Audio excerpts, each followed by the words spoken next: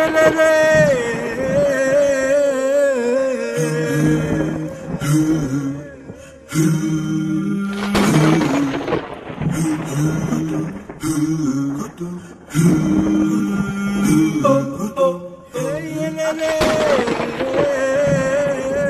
à tous, bienvenue à notre émission La Voix Sainte. Je suis votre présentateur Ado Sapim. Alors nous recevons aujourd'hui le prophète Cohen Anazi Nezeria pour échanger sur le sujet de la Bible. Alors le thème sur lequel nous allons débattre avec le prophète Cohen est: la Bible est-elle fiable? Shalom prophète. Shalom. Bienvenue encore une fois à notre émission La Voix Sainte. C'est avec plaisir. Pour nous aussi de vous recevoir en ce jour. Alors prophète, nous avons voulu échanger avec vous sur le thème de la fiabilité de la Bible en ces temps où la révélation vient de ce que le monde se perd à cause de ce livre-là. Exactement. Qu'est-ce que vous pouvez nous dire par rapport à ce livre? Shalom d'abord à tous ceux qui nous suivent de par le monde entier. Que le Tout-Puissant vous accorde sa grâce. Je suis le Cohen Anazi Nezeria, fils d'Israël biologique de la tribu de Lévi. Alors pour revenir à la question de savoir est-ce que la Bible est-elle fiable? Déjà, je vous dirais que la Bible est l'instrument ou soit le livre le plus corrompu. D'accord. Et le livre qui égare plus l'humanité. Déjà, le mot même le nom qui est écrit sur la couverture déjà, est déjà un nom blasphématoire. Le mot Bible d'abord. C'est-à-dire déjà sur la couverture, il y a déjà une notion d'idolâtrie. D'accord. À plus forte raison si on rentre à l'intérieur. Donc déjà quand ils apprennent le mot Bible c'est quoi? Ça vient du nom d'une déesse. D'accord. La déesse Biblis. Parce que ces Romains, ces Grecs là, quand nos pères avaient reçu des révélations et que la bonne nouvelle était arrivée sur le territoire des Grecs et des Romains, tout ça, et ils vont se dire que toutes ces connaissances qu'on nous apporte aujourd'hui là, c'est que assurément ça doit être notre déesse Biblis qui a révélé ces choses là, bien sûr. Et c'est à partir de là, ils vont prendre le nom de cette déesse, la Biblis là, pour donner à ce livre aujourd'hui qu'ils appellent la Bible. C'est la même chose même qu'ils avaient fait avec la notion du nom Jésus. J'avais déjà enseigné à plusieurs reprises pour dire que aujourd'hui beaucoup de personnes prient, on leur dit que le nom du Fils serait Jésus, alors qu'ils oublient que Jésus signifie je suis cochon, je suis porc. Tout comme ils avaient créé le nom Noël. Noël est composé de deux langues. Ils ont pris l'anglais et ils ont pris l'hébreu pour former ce nom. Des satanistes qui ne croyaient pas à l'existence de l'éternel. Donc ils vont prendre le mot no en anglais qui signifie non, la négation n'y a pas. Et ils vont prendre le préfixe El, le préfixe du mot Elohim en hébreu pour parler de l'éternel et de tous les esprits célestes. Donc Noël signifie l'éternel n'existe pas. Dieu n'existe pas. C'est la même chose qu'ils vont faire avec le nom Jésus. Ils vont prendre le français, ils vont prendre le latin pour créer ce nom. Pourquoi ils font mélange de deux langues? Tout simplement pour berner les gens. Pour ne pas qu'ils arrivent à déceler et à comprendre l'origine du nom. Parce que n'oubliez pas que le nom est l'identité de quelqu'un. Donc ils vont prendre premièrement le français, le pronom personnel en français. Je mange, je vais à l'école, je me lave, je vais ici. Donc le je est moi. D'accord. Ok? Et le S-U-S signifie cochon porc. Donc Jésus signifie je suis cochon. Jésus signifie moi le cochon, moi le porc. Alors voilà pourquoi nous ne pouvons pas utiliser un livre comportant bien sûr un nom aussi blasphématoire concernant l'identité même du Christ. Donc, alors quand nous parlons de la couverture de Jacques, qui est déjà le nom d'une idole, déjà nous rentrons dans le sujet pour dire qu'ils ont tellement modifié ces livres. Mais comprenez que le Tout-Puissant qui a révélé sa parole à nos ancêtres, il a confié sa parole à la tribu de Lévi. Parce que Israël est composé de 12 tribus. Et le Seigneur va choisir une tribu qui est la tribu de Lévi. À cela, il va donner l'enseignement de la parole. À cela, il va donner la permission et il va traiter alliance avec eux afin qu'ils puissent enseigner la parole, bien sûr, au reste du peuple. Donc, seuls les Lévites ont la permission, le droit d'enseigner la parole. Donc, si les Occidentaux qui viennent en Afrique, parce que j'ai toujours dit que Israël authentique, c'était en Afrique. Depuis le Cameroun, en allant vers le Congo, jusqu'à descendre en Afrique du Sud, voici le territoire d'Israël antique, bien sûr. Et quand ils vont venir, ces Occidentaux ici, ils vont récupérer les écrits de nos pères. Moi, j'appelle ça voler. Ils ont volé les écrits de nos pères. Ils vont les modifier, transformer Parce que eux, ils voulaient imposer à l'humanité leur supériorité. Et comme Israël était déjà en Afrique un peuple qui s'appuyait sur l'Éternel, ainsi que sur sa parole, et aussi les autres peuples d'Afrique aussi ont commencé à servir le tout-puissant Créateur. Donc ils ont compris que pour rendre l'Afrique esclave, donc il fallait d'abord enlever dans leurs mains leur livre saint. Donc quand ils vont récupérer la parole, et ils vont modifier, ils vont changer, et ils vont tellement modifier, et ils vont revenir après avec ce livre falsifié maintenant pour venir dire que c'est la parole de Dieu qu'il faut suivre, qu'il faut marcher selon ça. Hein? Après qu'ils aient fini de changer, de modifier et de falsifier l'histoire du véritable Christ qui était africain, changer l'histoire de sa mère appelée Maraya, qui vont appeler la Vierge Marie. Aujourd'hui, on les donne une Vierge Marie blanche là, qu'on présente dans les églises. Même ils ont fait Jésus en blanc. Tous les acteurs de la Bible, on les présente aujourd'hui en blanc, comme si ce livre-là serait l'histoire du peuple blanc. Non, c'est l'histoire du peuple noir. Donc la Bible n'est pas fiable. Ok, la Bible occidentale n'est pas fiable. Voilà pourquoi nous n'avons rien à faire avec la Bible chrétienne. Parce que si déjà, celui qui est l'être supérieur de notre foi, qui est le véritable Christ, dans la Bible falsifiée, on vous dit qu'il est né sans relation sexuelle. Pourtant, c'est pas ce que nous, dans le test original, c'est pas ce qui est dit. Le Christ est né d'un père biologique, qui est Joseph. Nous sommes bien heureux d'entendre toutes ces vérités, mais vous nous voyez contraints d'aussi vous demander et vous poser la question de savoir si cette Bible que l'Afrique a eue depuis des temps anciens aussi, parce que nous avons carrément la Bible, on peut dire, ça peut faire 1000 ans que nous avons ce livre-là au moins, dans le peuple africain ou bien même plus. Mais un homme naît, comme on dirait, du Christ, qui vient de nulle part, et qui dit tout l'évangile que vous donnez est faux. Alors, si la Bible est falsifiée, sur quoi est-ce que l'Africain aujourd'hui peut se baser pour rentrer en connexion avec son Dieu? Quel livre que nous pouvons, quelles preuves nous avons de cette avération, et puis sur quoi nous pouvons nous baser pour rentrer en connexion avec nos pères? Donc, je comprends que dans vous avez posé deux questions. Je commencerai d'abord par répondre à la première question de savoir quelles sont les preuves qui démontrent que la Bible est falsifiée. Alors, premièrement, pour montrer des preuves que la Bible est falsifiée, je vais utiliser la Bible elle-même pour montrer des preuves qu'elle est falsifiée. D'accord. Premièrement, on vous dit que le Christ est né sans relation sexuelle, ce qui veut dire qu'il n'a pas de père biologique. D'accord. Mais la première chose à savoir, dans le livre de Matthieu, l'évangile de Matthieu, bon, dans la Bible, quand ils ont classé l'évangile de Matthieu, Marc, Luc et puis Jean. Alors que l'évangile qui a été le premier à être écrit, c'est l'évangile de Marc. D'accord. L'évangile de Marc a été écrit 50 à 60 ans plus tard, après la résurrection du Christ. Donc maintenant, ma première question est de savoir, puisqu'aucun apôtre n'a vécu 50 ans après la résurrection du Christ, parce qu'on les a tous tués, persécutés, aucun n'a vécu plus de 30 ans après Christ. Maintenant la question, si l'évangile de Marc a été écrit 50 à 60 ans après les événements, alors qu'est-ce qui montre la fiabilité de ce livre? Absolument pas. On va arriver, que ceux qui nous suivent soient patients.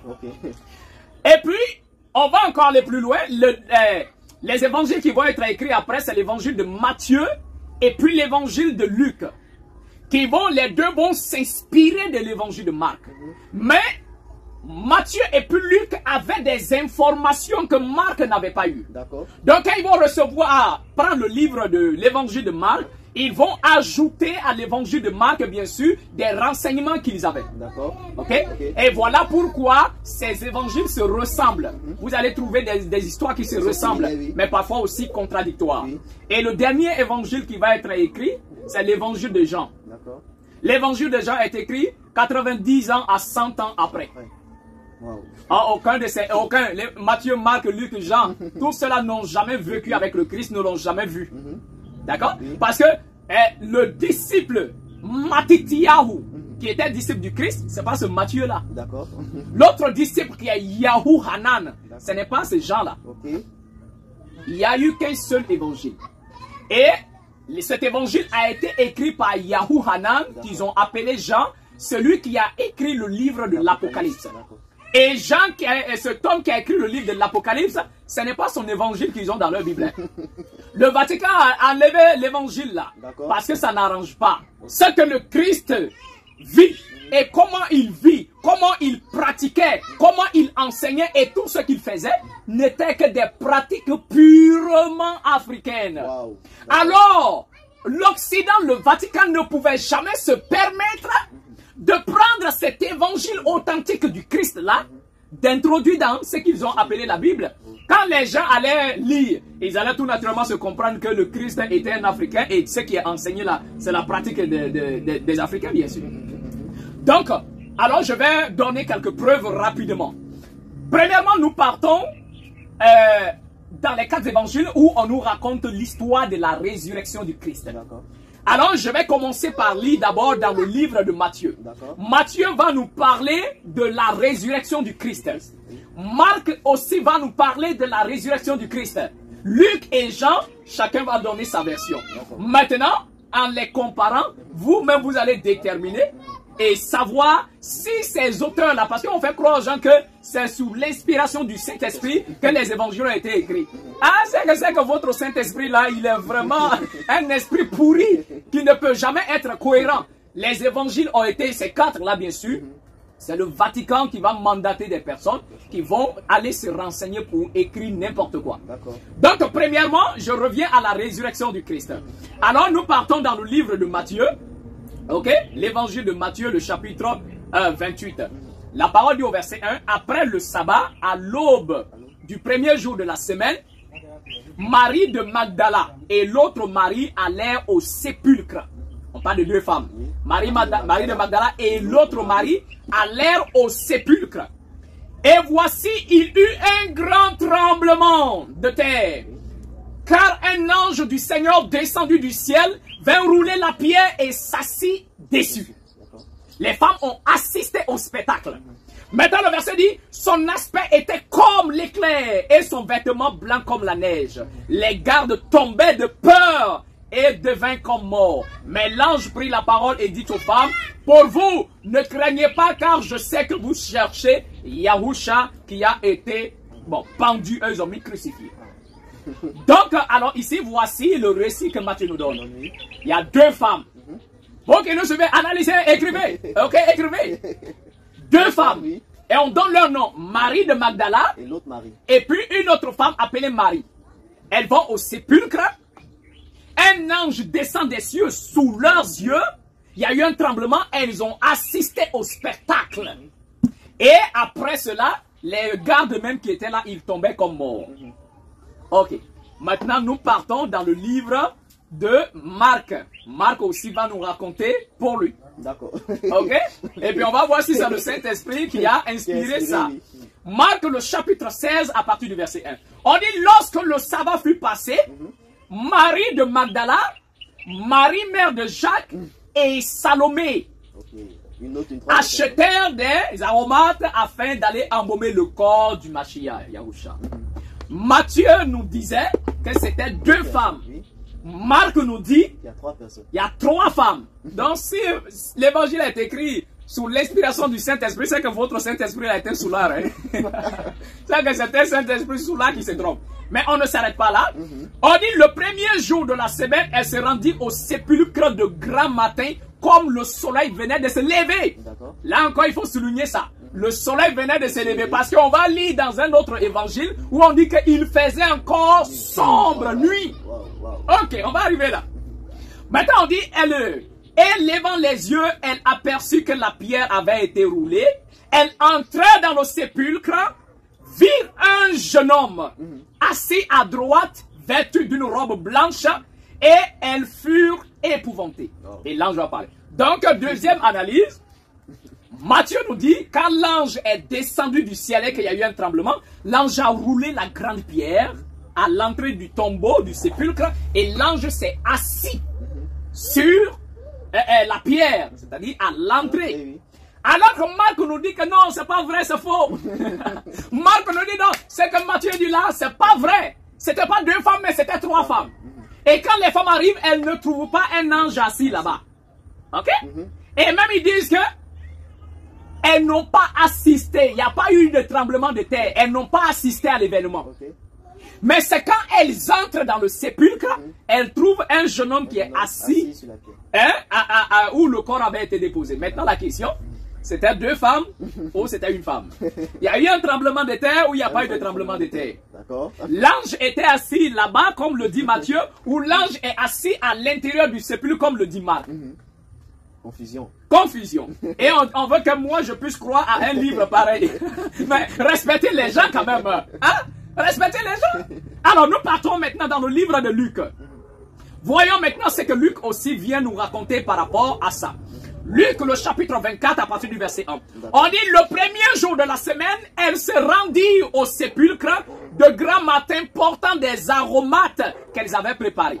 On dit, elles partirent, bien sûr, au tombeau. On dit elles, c'est le pluriel, oui. Mais on ne détermine pas leur nombre. Ça. Mais allons tout simplement au verset 10. Au verset 10, les femmes vont là-bas et l'ange va les parler, donc elles vont venir pour faire le compte rendu aux apôtres. Le verset 10 nous dit, celles qui dirent ces choses aux apôtres étaient Marie de Magdala, Jeanne, wow. Marie mère de Jacques, wow. Et les autres qui étaient avec elle. Donc, Luc nous dit c'était toutes les femmes. L'autre nous dit c'était l'autre Marie, Magdala, Marie mère de Jacques et puis Salomé. Mais ici on dit on donne même autre nom, Jeanne. Et puis les autres femmes qui étaient avec elle. Donc toutes les femmes. Et maintenant le verset dit, si on remonte maintenant, elles entraient dans le sépulcre, elles ne trouvaient pas de corps. Wow. Étant confuses, le verset dit, 2 anges apparaissent aux femmes. Elle dit, ah, vous cherchez un vivant parmi les morts, il n'est pas là. Voilà. Donc maintenant, attendez bien. Et il faut comme ça, soyons sérieux. 1. Matthieu nous dit que c'était 2 femmes. Marc nous dit non, c'est pas vrai, c'est 3 femmes. Luc nous dit c'est faux, c'était toutes les femmes. D'accord? Ok. Matthieu dit c'était un ange, il était assis dehors là-bas. Marc dit c'est pas vrai, c'était un ange, mais il était assis dans le sépulcre à l'intérieur. Luc vient nous dire c'est faux, ce n'était pas un ange, mais les femmes n'ont même pas trouvé d'ange, mais c'est quand elles entraient que 2 anges apparaissent. Donc lui-même, il ajoute même le nombre, il dit pas un ange, c'était 2 anges même qui apparaissent. Ok? Maintenant, nous passons maintenant dans le livre de Jean en question. Jean, le chapitre 20. Et à partir du verset 1, maintenant la parole dit, le premier jour de la semaine, Marie de Magdala se rendit au sépulcre dès le matin, comme il faisait encore obscur. Et elle vit que la pierre avait été ôtée du sépulcre.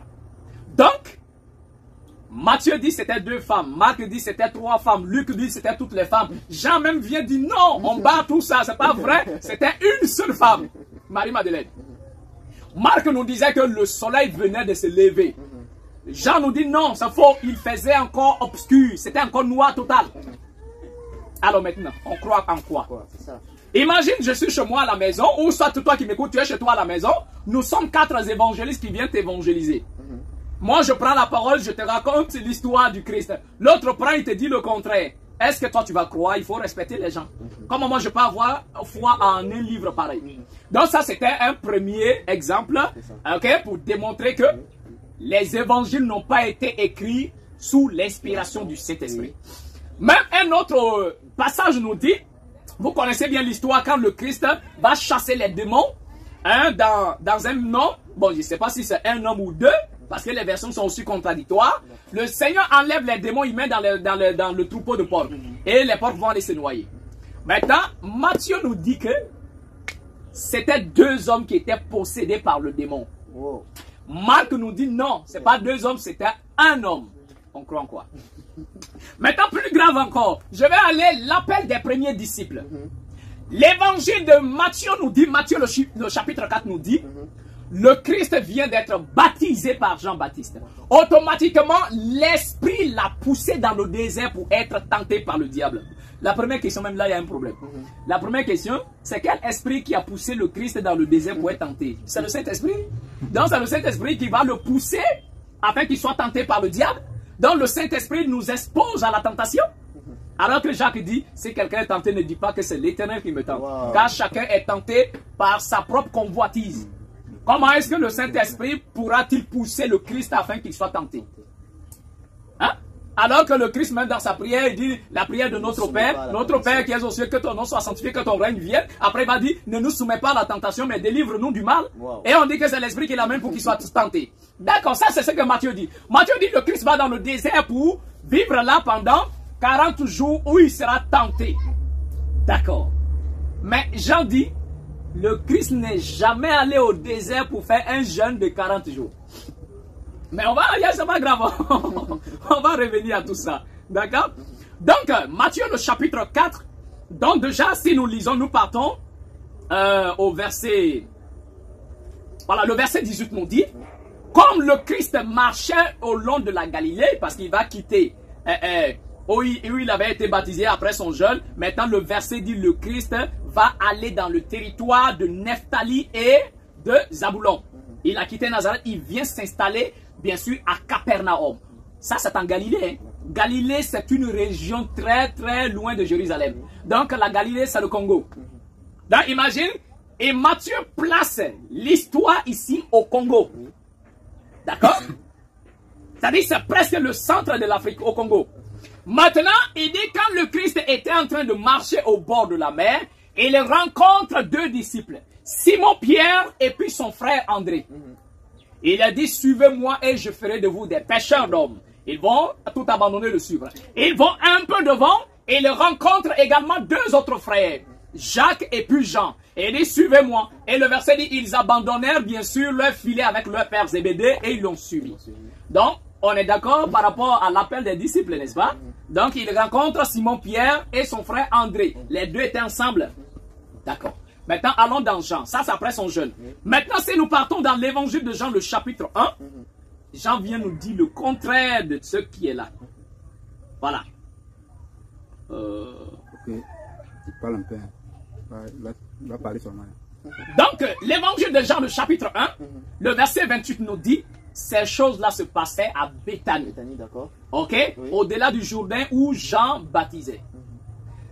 Alors, quand les gens qui nous suivent, qu'ils aillent chercher les anciennes cartes d'avant, de 1800, de 1900, les anciennes cartes, avant que les colons arrivent ici, là, et avant qu'ils changent les cartes, là. On a la carte de l'Afrique du Sud, les anciennes cartes, où Bethléem, Béthanie, Jérusalem, Emmaüs, tout se trouve en Afrique du Sud. Wow. Sur les anciennes cartes. D'accord, mais actuellement, le prophète Bethléem est situé où ça sur les nouvelles cartes? Sur les nouvelles cartes là, ils vont prendre les noms des villes en Afrique ici, oui. Ils vont rebaptiser le nom des endroits, et puis ils vont les poser là-bas en Orient là-bas. Là, ils vont aller créer un faux Israël là-bas, et puis ils vont prendre les noms des endroits ici pour aller déposer là-bas. Wow. Et leur manipulation, quand ils viennent par exemple, la parole nous dit qu'Abraham vient s'installer à Hébron. D'accord? Dans les champs de Mamré. Mais Hébron là, c'est où? C'est en Afrique du Sud. Et ils vont rebaptiser le nom d'Hébron par Wichterton. Même quand tu vas sur Internet, c'est pas même sur Google, tu tapes Wichterton, on va dire l'ancien nom de Wichterton est Hébron. Et les champs de Mamré, c'est en Afrique du Sud. Le mont Carmel, c'est en Afrique du Sud. Le mont Ararat, c'est en Afrique du Sud. Le mont Liban, bon, Libana, ils ont changé le nom. Libana, c'est en Afrique du Sud. Tout y est. Alors, ils vont tout changer. Donc, alors, Jean nous dit que l'histoire où Jean baptisait, c'était à Béthanie. Donc, c'est en Afrique du Sud. Maintenant, il continue, on dit le lendemain, c'est-à-dire, Jean avait baptisé le Christ, on dit le lendemain, il a vu le Christ passer, il dit, voici l'agneau de l'Éternel qui ôte le péché du monde. Et il va dire que c'est de lui dont j'ai parlé pour dire que voilà, il sauvera les gens, ainsi de suite. Maintenant, quand nous descendons un peu, le verset 35 qui nous dit, le lendemain encore, c'est-à-dire le 3e jour du baptême. Regardez la chronologie donnée par Jean. Le 3e jour du baptême du Christ, il dit, Jean était encore là avec 2 de ses disciples. Quand il a vu le Christ passer, il dit, voici l'agneau qui ôte le péché. Et les 2 disciples vont abandonner Jean pour suivre le Christ. Donc le Christ retourne, il les voit, il dit, mais qui cherchez-vous? Et il dit, maître, dis-nous où tu habites. Il dit, venez, voyez. Ils sont allés ensemble. Le verset dit, ils ont passé le reste de la journée ensemble, car c'était la 10e heure. Maintenant, écoutez bien ce que la parole dit. On dit André, le frère de Simon-Pierre, était l'un des deux qui avait entendu les paroles de Jean et qui avait suivi le Christ. Ce fut lui qui rencontra en premier son frère Simon et lui dit, nous avons trouvé le Mashiach, c'est-à-dire le Christ, et il le conduisit vers Yahusha. Yahusha l'ayant regardé dit, tu es Simon, fils de Jonas, tu seras appelé Céphas, qui signifie Pierre. Donc regardez bien. Matthieu nous dit, le Christ a rencontré les disciples en Galilée, au Congo. D'accord? Et ils étaient en train de pêcher le poisson. Donc André et Pierre, ils étaient ensemble. Jean nous dit que c'est pas vrai. Jean dit non, c'était à Béthanie que l'affaire se passait, c'est-à-dire en Afrique du Sud. D'accord? Maintenant, déjà ces deux évangélistes-là vont situer l'appel des premiers disciples dans des régions carrément opposées. Bon, ces régions sont devenues aujourd'hui des pays carrément opposés. L'autre au Congo, l'autre en Afrique du Sud. C'est-à-dire la Galilée et puis la Judée. Vous voyez? Maintenant on dit, le frère de Simon Pierre qui est André là, Matthieu dit les deux étaient ensemble en train de pêcher poisson. Mais Jean nous dit non, lui il était disciple de Jean-Baptiste. Et c'est quand il a laissé Jean-Baptiste qui a suivi le Christ. Et maintenant c'est André là qui va aller voir son frère Simon pour dire, toi tu fais quoi ici? Allons, viens, on a trouvé le Christ. Et c'est lui qui va amener le Christ, son frère vers le Christ. Mais alors on croit en quoi? Ça sont des balivernes. Maintenant, c'est après, on est toujours au 3e jour du baptême du Christ. Maintenant, le verset dit, au verset 43, on dit, le lendemain, maintenant, le Christ a voulu se rendre en Galilée. C'est là maintenant qu'il rencontre Philippe. Et quand il va là-bas, la parole nous dit, 3 jours après, on va les inviter à la noce, bien sûr, à un mariage. Donc, selon la chronologie de Jean, le Christ n'est jamais allé au désert pour faire 40 jours après son baptême. Wow. Jean dit carrément non. Et puis dans les chronologies, il parle le lendemain, 3 jours après, tel jour après. Donc quand on fait la chronologie, il n'est jamais allé quelque part. D'accord. Donc voilà un peu, il y en a plein, il y en a plein. Même dans la Bible, Dieu est appelé Satan, Satan est appelé Dieu. Mais ça, je vais laisser ça pour une dernière fois. Donc pour revenir à la deuxième question de savoir, alors quelle est la version de la parole la plus authentique et la plus vraie? Premièrement, c'est l'épée justicière. D'accord. L'épée justicière qui est devant ici. D'accord. L'épée justicière est la parole authentique de l'Éternel. D'accord. D'accord. C'est-à-dire, c'est le regroupement en tout cas de la parole authentique du Seigneur. Mais l'épée justicière n'est pas donnée au peuple, bien sûr. D'accord. En tant que lévite, comme au temps de l'un de nos grands-pères qui s'appelait Esdras. C'est lui que les chrétiens appelaient Esdras, c'est Ezra. Donc Ezra, dans son livre, quand le Seigneur va lui donner les livres, la parole, le Seigneur va dire, il y a un livre que tu mettras à la disposition du peuple. Mais il y a d'autres livres, ça doit être réservé aux Lévites, aux enseignants bien sûr. Ça, on ne peut pas les mettre à la disposition de tout le monde. Donc voilà pourquoi l'épée justicière ne peut être à la disposition de tout le monde, si ce n'est que les enseignants, les guides, bien sûr, en notre temps. Maintenant, ici, nous avons le livre de Yahuwah. Voilà, très volumineux. Et le livre de Yahuwah est le récit, en tout cas, authentique de tous les livres. La Bible catholique a, je crois, 73 livres. Les protestants ont 66 livres. Wow. Et il y a d'autres livres qu'ils ont rejetés. Ils appellent ça les livres apocryphes. Parce que eux, ils se croient tellement intelligents qu'ils ont le droit de rejeter des paroles de l'Éternel. Ils ont le droit de trier les paroles de l'Éternel. Ce qui les arrange, ils prennent. Ce qui ne les arrange pas, ils jettent. Et ça, ce sont des bêtises. Voilà pourquoi le livre de Yahuwah est la canonisation de 100 livres. Wow. De 100 livres a commencé par le livre du père Adam. Adam était le premier homme sur terre. Donc Adam a laissé son testament bien sûr. En allant bien sûr par le livre d'Enoch. Ils ont enlevé plein de tout ce qui peut être livre dit apocryphe. Tout est regroupé. Donc avec ça, parce que beaucoup m'ont demandé, oui, comment avoir l'épée justicière, comment on va se défendre, si tu dis que la Bible est falsifiée, donc nous on va faire comment, ainsi de suite. Donc voilà pourquoi le Tout-Puissant dans sa bonté nous a aidés. Je me suis battu afin de pouvoir regrouper ici au moins la totalité des livres, pas ce qui est réservé aux initiés, mais la totalité des livres pour les profanes.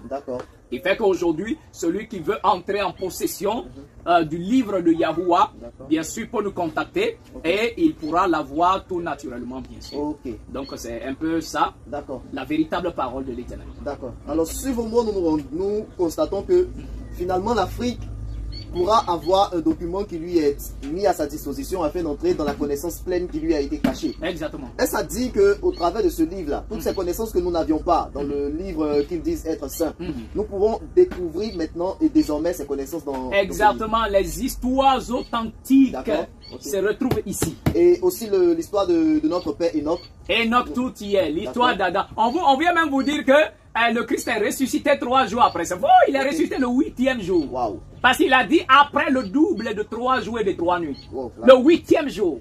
Parce qu'il n'y a pas de résurrection 3 jours. Parce qu'il y a 7 seuils de la mort. Okay. Donc une fois que quelqu'un emprunte les 7 seuils de la mort, il ne peut pas faire retour. Donc il faut qu'il aille d'abord. Quand il finit, donc il revient. Alors prophète, la question que je veux poser c'est, nous savons que à votre niveau et au niveau de toutes ces... au niveau du prophète que vous êtes, du Kohen que vous êtes, vous avez tendance à ne pas cacher les mots. C'est-à-dire que le baptême, vous direz franchement qu'on parle d'une initiation. Oui. Passer par le rituel de se réconcilier avec les éléments que les dieux que notre Père a établis pour le service des serviteurs, vous direz initiation. Ce qui va inquiéter la plupart des chrétiens. Alors, est-ce que dans ce livre, ceux qui auront recours à ce livre-là pourront avoir des secrets de l'initiation dans ce livre, ou est-ce que ces choses-là sont conservées que pour des personnes bien spécifiques? Quand on parle d'initiation, en fait, c'est eux, on les a tellement bernés avec des mots. Oui. Donc même le simple mot initiation, ça les fait peur. Quand on dit initiation, c'est le fait de t'introduire dans une connaissance que tu ne maîtrises pas. Oh, ok. Donc c'est le fait on te prend, c'est comme quand un papa qui est allé à l'école. Donc il est allé à l'école, donc plus tard quand son fils naît et que l'enfant commence à marcher, donc c'est le papa qui va prendre son fils, aller l'inscrire à l'école et puis prendre la main pour l'amener là-bas. Donc le fait qu'il prenne la main de son fils pour l'amener là-bas, il va initier son fils à l'école. Donc l'initiation veut dire t'introduire dans un mouvement, une connaissance que tu ne maîtrises pas. D'accord, une sagesse qui t'a été cachée. Qui t'a été cachée, que tu ne maîtrises pas, que tu n'as pas encore découvert. Donc c'est ça la notion d'initiation. Donc tout ce qui est initiation pour qu'on puisse être de nouveau en contact avec les pères, avec les esprits, entrer dans la véritable spiritualité, on a 22 initiations. Wow. Mais ces 22 initiations n'est pas mis à la disposition de tout le monde. Voilà pourquoi il y a 2 livres. Voilà pourquoi il y a l'épée justicière réservée uniquement aux dirigeants des communautés. Quand je dis dirigeants de communauté, il ne faut pas un pasteur va oser m'appeler pour dire qu'il veut l'épée justicière. Parce que beaucoup m'appellent comme ça. Ils font le magouille, le menace. Oui, comment je veux l'épée justicière, je vais l'acheter. Quelle que soit la somme que tu peux avoir, tu ne peux pas avoir l'épée justicière.